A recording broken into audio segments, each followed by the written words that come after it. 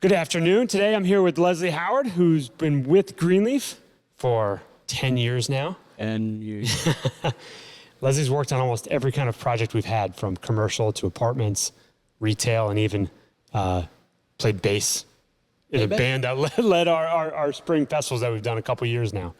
Yep. So thanks for joining us. Thanks for being here for 10 years too. Thanks for having me. Yeah. Thanks for hiring me. So when you first started, that was Pinewood Apartments. Pinewood. Yep. Deal number 18 for us, and we're on deal 128 right now. So 110 deals ago, right? Is this math right? Yeah, that's right. The journey started here at Greenleaf. Yep. And I was hired right after Pinewood was bought. I was hired to go there and be the maintenance. You just brought me a gift from Pinewood too. I did. The refrigerator. Oh yes, that's right. That's right. I found that in the first apartment I had to trash out, and I drug it around every property I've been at since until I got here and found a newer one.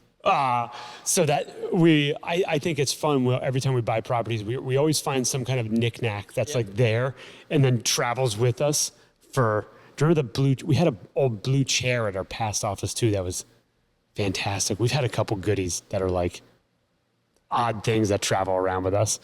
But so you found that one in an apartment? Yep. It was the very first one I trashed out. It was in like a bedroom. Somebody was using it for beer in the bedroom probably. And it worked. So I took it to the shop. Became the shop at refrigerator. And then it went to, can't remember the name of that one. It was the one on, one right here on Buford Highway. At Holcomb Bridge, right at the end of Holcomb Bridge. What was that one called? Oh, gosh. There's been a few. I don't know what that one's called. Yeah, it's gone. It went there with me. It went to Gainesville with me. Or not Gainesville, Alpharetta. It's a classic refrigerator. I was looking at the date of it. It was the Born On date. Remember the old Budweiser commercials? But it was 1993. So things doing pretty well. It still works. I've got a bunch of Coke Zeros in it right now, so things going strong. Back when they made things to last. Yes, it's not like a 5-year throw it away refrigerator anymore. Right. So we started Pinewood. You've worked at a couple different projects that we've had. Yep. Good and bad, renovation, stable. Renovation, yep. Helped get properties ready to be sold. Then just kind of floated around for a little while until the commercial thing came up. Yeah. Yeah, now you've done a lot of work here at the station.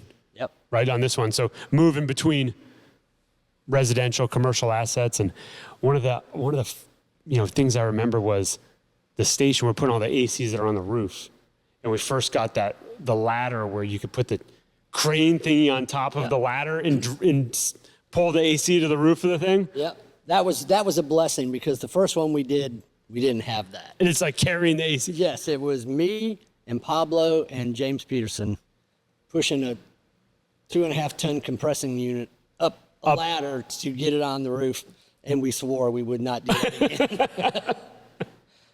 Yep.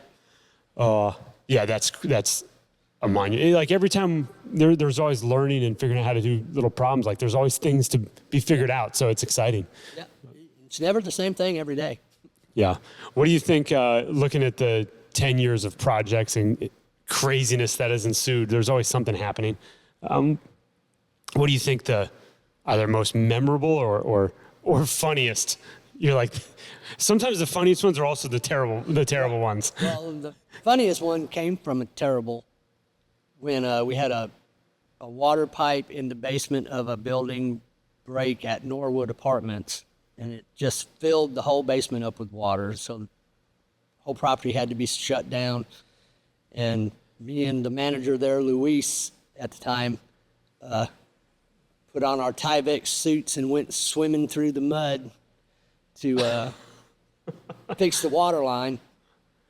That was, it was.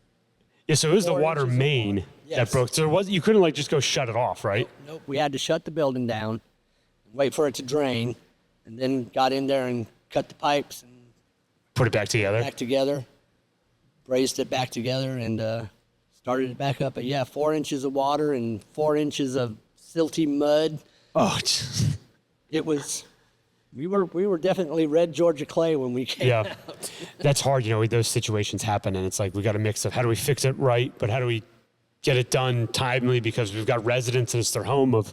Yep, and all the plumbers were like, "Oh, we can get there tomorrow." Like, no, we can't wait that long. So we Yeah. just went to Home Depot, bought what we needed, and Got after it. That's crazy. Yeah.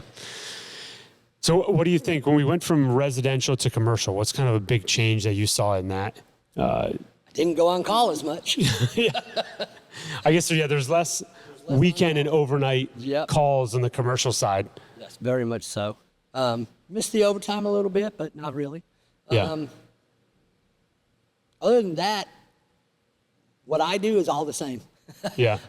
Except the air conditioning work is a little harder because everything's on the roof, like you just said, and the air handlers are up in the ceiling area. So, but it's still plumbing and AC and electrical. So, as far as what I do, it's still pretty much. You think it's still pretty consistent? Yep.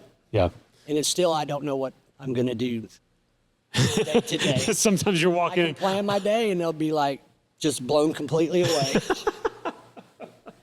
Yeah, most of our commercial stuff, I mean, we have commercial buildings that have massive HVAC units, but we still have a lot of 2-4 ton systems Yep, that the are station. servicing small suites. The station is all conventional split systems. Yeah. And Henderson Mill is a big pain in the butt chiller.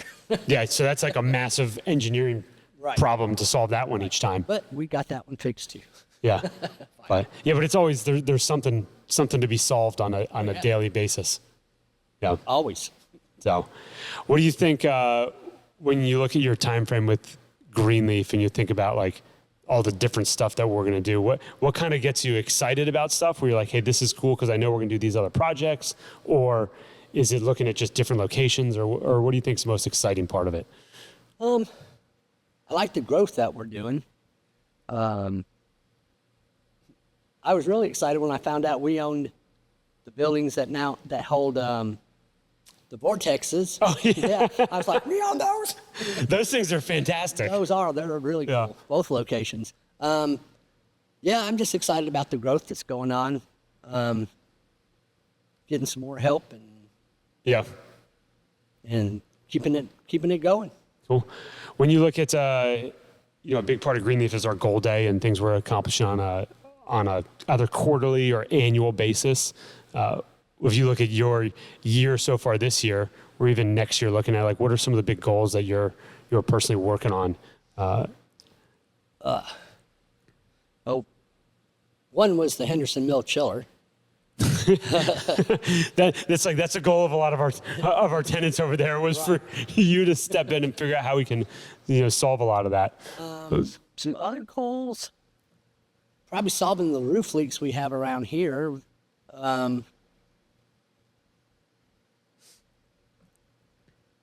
On a personal level, trying to get more active again. Yeah. The older I get, the less active I've gotten. And I'm feeling it, It's hard to do the things I used to do because I don't do them anymore. So when I go to try to do them, I realize, you know what? I need to get off my butt more often and move. And keep doing them. Yeah, not just, it's like the only time I really am active now is at work. And so Which is a good chunk of the week of activity, though. Right. But I need to, go back to playing tennis and things like that Yeah. that I used to do. And when I try to do them now, it's like, whoa.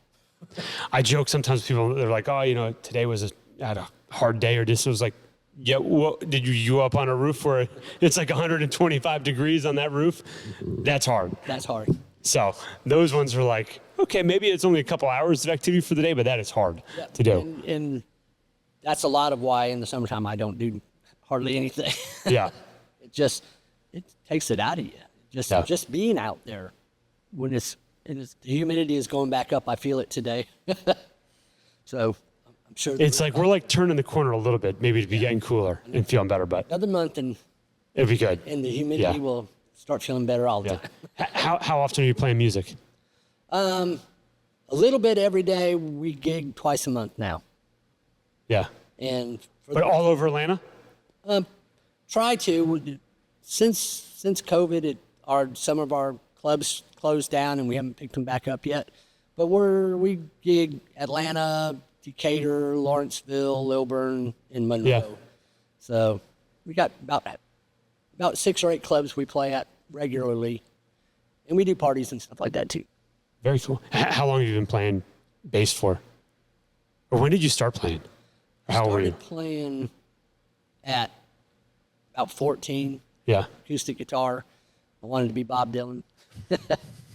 And then, but I got into rock music, and when I started taking lessons, they asked me, do you want to be a lead player or a rhythm player? And I showed them what I wanted to do. I said, well, I want to be a lead rhythm player. I showed him what I wanted to do, and the guy goes, well, that's bass guitar. What you want to do is play bass guitar. So I went and bought a bass, and I've been playing bass. And I still bang around on the acoustic, but. So how old were you? So it was 14 when you got your first bass guitar? Or 14 was I acoustic? was about 20 when I got my first Yeah. guitar. So yeah, I spent about 6 years doing acoustic guitar. And when I didn't play bass until I moved to Georgia.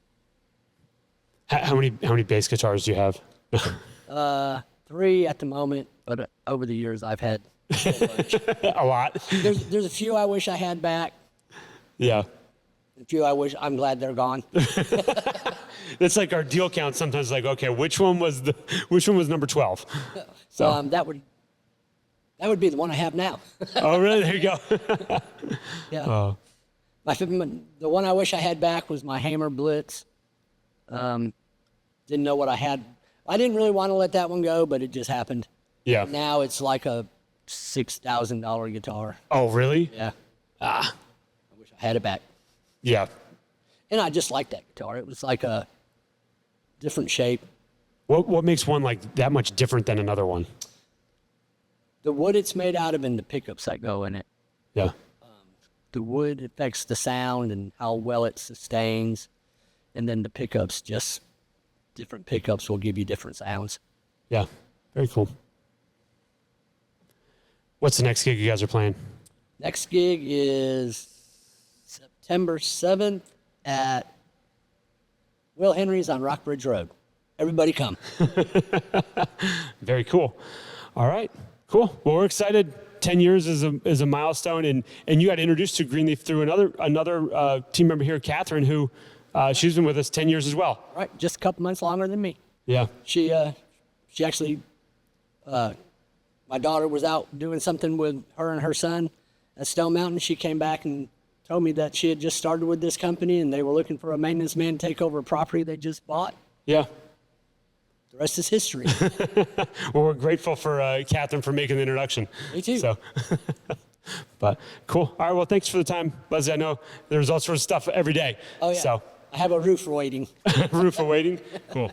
All right. Well, thank you, everyone. This is Leslie Howard. He's been with us 10 years, and we are super excited to have him on our team and introduce you a little bit to what he's doing on a daily basis. So, thanks, everyone. Bye, y'all.